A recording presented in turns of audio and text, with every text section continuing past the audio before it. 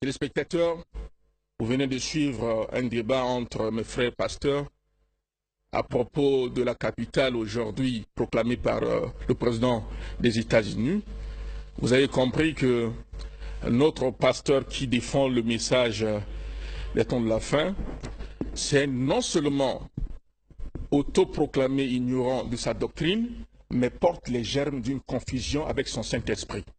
Il a dit que le prophète Mohammed, sur paix et bénédiction, a construit une mosquée à Jérusalem.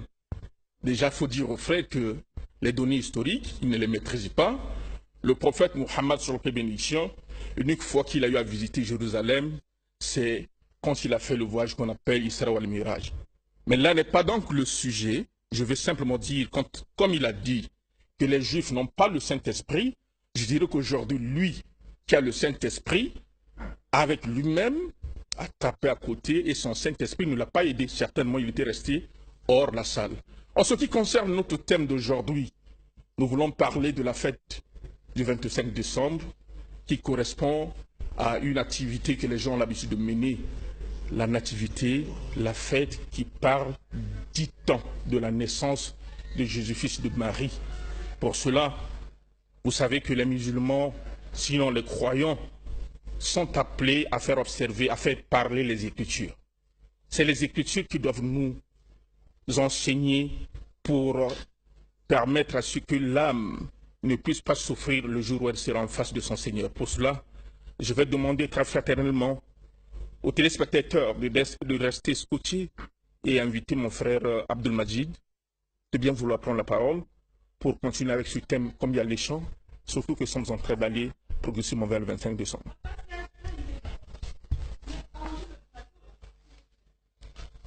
Assalamu alaikum wa rahmatullahi wa barakatuh.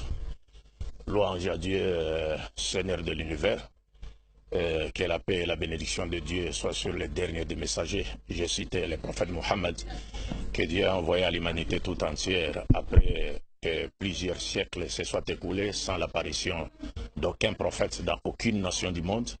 Dieu a envoyé le prophète Mohammed afin qu'après son passage, l'humanité ne puisse pas trouver, n'est-ce pas, des raisons échappatoires devant Dieu les jours du jugement dernier.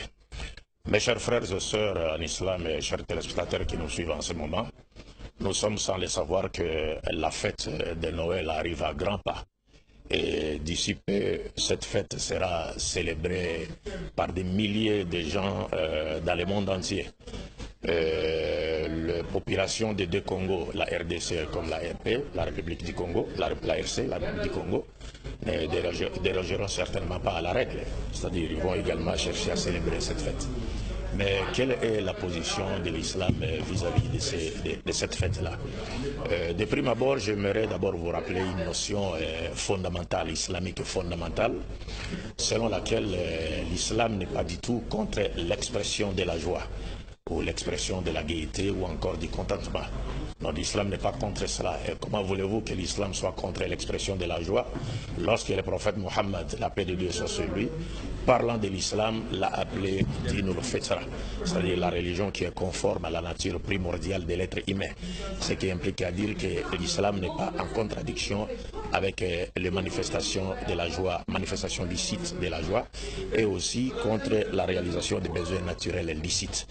Mais comme dans ses habitudes, l'islam a voulu toujours, n'est-ce pas, nous donner des orientations par rapport à tout. Et cela est le cas aussi par rapport des fêtes. Vous vous rappellerez qu'à l'époque du prophète Mohammed, la paix de Dieu soit sur lui, quand il a fait son égir, il a quitté la Mecque pour aller à Médine sur ordre de Dieu. Médine qui était déjà islamisée parce que les habitants de Médine avaient déjà crié au prophète Mohammed avant même qu'il n'arrive à Médine. Oui, mais arrivé à Médine, le prophète a trouvé que le musulman de Médine, après leur islamité, continuait à célébrer deux fêtes. Des fêtes qu'ils avaient connues dans la période pré-islamique de la Jahiliya, de l'ignorance. Et se renseignant, le prophète leur avait posé la question sur ces deux fêtes. Ils ont donné des explications et aussitôt le prophète a compris que non.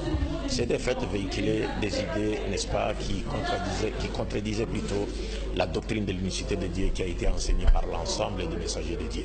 Et c'est c'est pourquoi il leur avait dit qu'il leur avait demandé de cesser, n'est-ce pas, de continuer à célébrer ces fêtes, de ne plus célébrer ces fêtes-là, et leur avait informé que Allah leur avait donné à la place, à lieu et place, deux autres fêtes qui sont donc la fête de Eid al-Fitr qui sanctionne la fin du mois de Ramadan, et aussi la fête d'Eid al-Adha, c'est-à-dire la fête de mouton, n'est-ce pas, que nous commémorons. C'est ce jour-là que nous commémorons l'acte constaté par Abraham, le père des croyants, à qui Dieu avait demandé, n'est-ce pas, de lui sacrifier son fils, que nous disons Ismaël, la paix de Dieu soit sur lui. Donc, cela étant, donc les prophètes avaient interdit aux musulmans de célébrer cette fête, comme je l'ai indiqué, pour des raisons indiquées. Et malheureusement, c'est là également le cas de la fête de Noël pour les musulmans. J'aimerais dire que, parce que le prophète lui-même a dit que chaque peuple a un jour de fête. Donc aujourd'hui, les chrétiens, par exemple, dans leur religion, ils ont le droit de célébrer leur fête, la fête de Noël, comme aussi la fête de la Saint-Sylvestre, le Nouvel An. Mais pour le musulman et pour tout croyant véritablement monothéiste, il lui est interdit, n'est-ce pas, de célébrer des fêtes qui véhiculent des idées qui contredisent la doctrine de l'unicité de Dieu, qui est l'enseignement fondamental prêché par l'ensemble des messagers de Dieu. Et vous verrez que cela est le cas, évidemment, comme je l'ai dit, de la fête de Noël, parce que la fête de Noël pour les chrétiens, c'est quoi en fait? D'abord, le mot Noël dérive d'un mot latin qui veut dire simplement